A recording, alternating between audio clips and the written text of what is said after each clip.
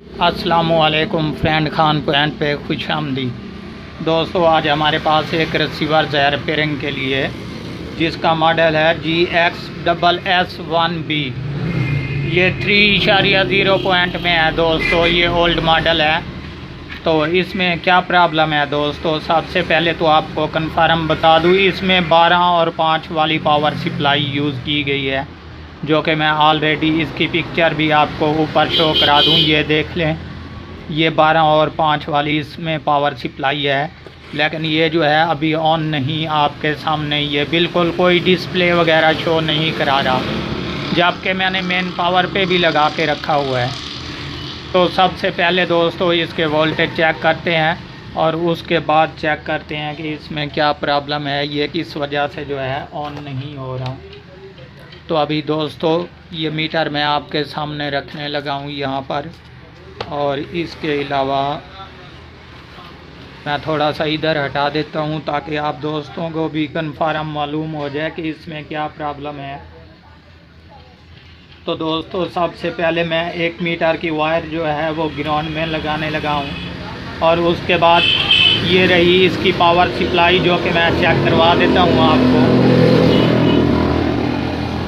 यहाँ पर देख लें दोस्तों 4.91, और दूसरे पॉइंट पर भी चेक करते हैं, यहाँ पर भी एक ही क्लियर। इसके बाद 2 ग्राउंड वाले, और ये हो गया हमारा 12 वाला। तो यहाँ पर भी वोल्टेज चेक कर लेते हैं दोस्तों कि हमारे यहाँ पर जो है वोल्टेज कंप्लीट हैं या। जी दोस्तों, यहाँ पर भी हमारे 11-12 जो हैं ये कंप्लीट हैं।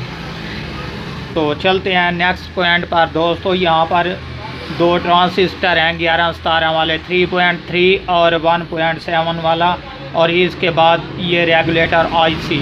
तो इन तीनों चीज़ों को चेक करते हैं दोस्तों। सबसे पहले ये 3.3 वाला जो है चेक करते हैं। ये देख लें दोस्तों, ये आपके सामने अभी कोई वैल्यू शो नहीं कराता। जैसे ही मैं यहाँ पर लगाता हूँ ये 0.17 या 18 बता रहा है। तो अभी इसमें प्रॉब्लम है, जबकि मैं यहाँ पर चेक कर लेता हूँ। यहाँ पर हमारे जो है 5 वोल्ट क्लियर आ रहे हैं ऊपर वाले पॉइंट पर।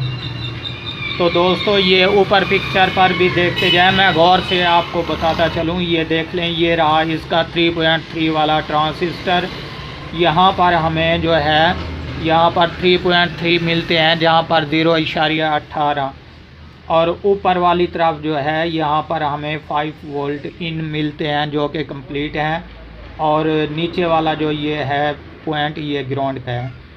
तो दोस्तों एक तो हमारा ये ट्रांसिस्टर ख़राब हो गया, और इसके बाद यहाँ पर 1.1 वाले को भी चेक कर लेते हैं। ये हमारा क्लियर और कंप्लीट है 1.7 वाला। ये अभी आपके सामने वैल्यू शो करा रहा है। तो इसके बाद रहा ये रेगुलेटर वाला IC। यहाँ पर भी वोल्टेज चेक करते हैं। तो दोस्तों यहाँ पर भी क्लियर है। तो हमारा अभी जो है 3.3 वाला जो है ये ख़राब है ट्रांसिस्टर, जबकि मैं आपको यहाँ पर भी वोल्टेज चेक करवा दूँ फ्लैश IC पर। यहाँ पर भी सेम टू सेम एक ही वोल्टेज है। तो अभी हमारा प्रॉब्लम यहीं पे है दोस्तों। मैं अभी मीटर को साइड पे करता हूँ, और ये वाला ट्रांसिस्टर यहाँ से ओपन करता हूँ अपनी हीट गन की मदद से, और उसके बाद चेक कर लेते हैं ताकि हमारा प्रॉब्लम जो है कंप्लीट हुआ या अभी कोई बाकी भी फॉल्ट है इसमें। तो सबसे पहले दोस्तों मैं यहाँ से इसकी पावर सप्लाई निकाल लूँ, और निकालने के बाद जो है अपने हीट गन की मदद से जो है मैं इसको ओपन करने लगा हूँ। तो दोस्तों ये हीट गन की मदद से जो है मैं इसको ओपन करने लगा हूँ।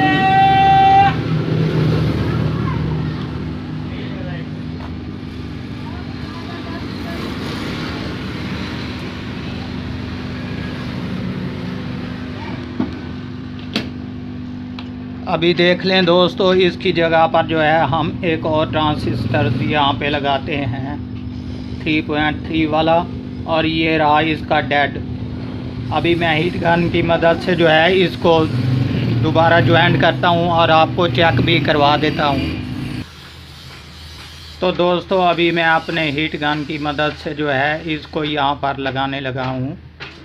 जैसे ही ये यहाँ पे लगता है, इसके बाद आपको चेक भी करवा देता हूँ।